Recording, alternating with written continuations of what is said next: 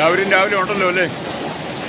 രാവിലെയൊക്കെ ഉറക്കമൊക്കെ എണീറ്റ് ചായയൊക്കെ കുടിച്ച് ഫുഡൊക്കെ കഴിച്ചല്ലോ അല്ലേ?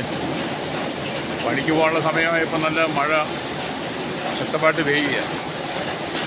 മഴ പെയ്യട്ടെ. നമുക്ക് മഴ പെയ്തില്ലെങ്കിൽ വേനൽക്കാലമാകുമ്പോൾ വെള്ളം കിട്ടാതെ വരും.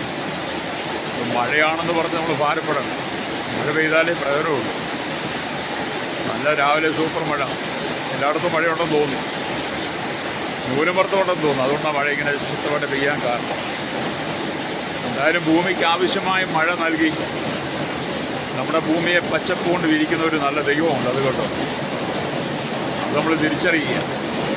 ഇത്ര മനോഹരമായ രീതിയിൽ നമ്മുടെ ഭൂമിയെ നമുക്ക് തന്ന് ഈ മഴക്കാലത്ത് നല്ല മഴയും നല്ല തണുപ്പും നല്ല കാറ്റുമൊക്കെ തന്ന് നമ്മെ നടത്തുന്ന ഒരു ദൈവമുണ്ടല്ലോ.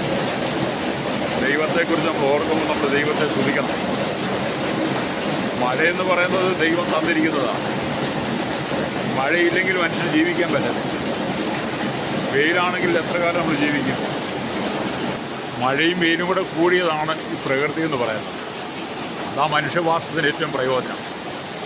അത് ദൈവം മുന്നമേ കണ്ടിട്ടാണ്, ഇതെല്ലാം സൃഷ്ടിച്ചിട്ടാണ് നമുക്ക് ഈ ഭൂമി ജന്മം തരുന്നത്. മഴയില്ലെങ്കിൽ നാം വെള്ളത്തിനെവിടെ പോകും? മഴയുള്ളത് കൊണ്ടല്ലേ നമുക്ക് ഇഷ്ടംപോലെ വെള്ളം. ഒരു ദിവസം മനുഷ്യൻ ഭൂമിയിൽ എത്രമാത്രം വെള്ളമാണ് ചെലവഴിക്കുന്നത്. മാത്രം മഴയും വെള്ളം ഉള്ളത് കൊണ്ടല്ലേ നമുക്ക് കരണ്ട് കിട്ടുന്നത്.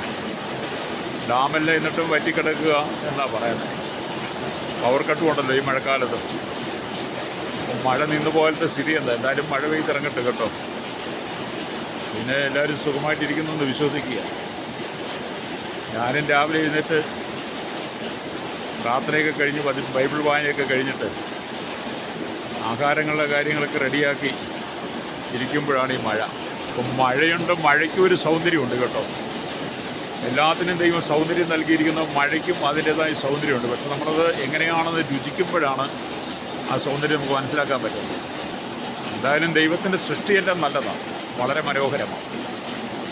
പ്രകൃതിയെ നോക്കിയാലും ഭൂമിയെ നോക്കിയാലും കരയെ നോക്കിയാലും കടലിനെ നോക്കിയാലും പുഴയോരങ്ങൾ എവിടെ ചെന്ന് നിന്നാലും എല്ലാം നമ്മുടെ മനസ്സിന് കുളിർമ നൽകുന്നൊരു അനുഭവമാണ്. ദാവീദ് എന്ന് പറയുന്നൊരു വ്യക്തി വേദപുസ്തകത്തിലുണ്ട്. നമ്മുടെ പ്രകൃതിയെക്കുറിച്ച് ഏറ്റവും മനോഹരമായി വർണ്ണിച്ചിരിക്കുന്ന പുള്ളിയാണ്. സങ്കീർത്തനം 19 വായിച്ചാൽ കാണാൻ മനസ്സിലാക്കും. ആകാശം ദൈവത്തിൻ്റെ മഹത്വത്തെ വർണ്ണിക്കുന്ന ആകാശവിധാനം ദൈവത്തിൻ്റെ കൈവേല് പ്രസിദ്ധമാക്കുന്നു. എത്ര ആശ്ചര്യമല്ലേ! അപ്പൻ്റെ ആടുകളുമായി വേവിക്കുന്ന സമയത്ത് പുള്ളി പറഞ്ഞ്, യഹോവേ എൻ്റെ ഇടയനാകുന്നു, എനിക്ക് മുട്ടുണ്ടാകില്ല, പച്ചയായ പുൽപ്പുറങ്ങൾ എന്നെ കിടത്തുന്നു.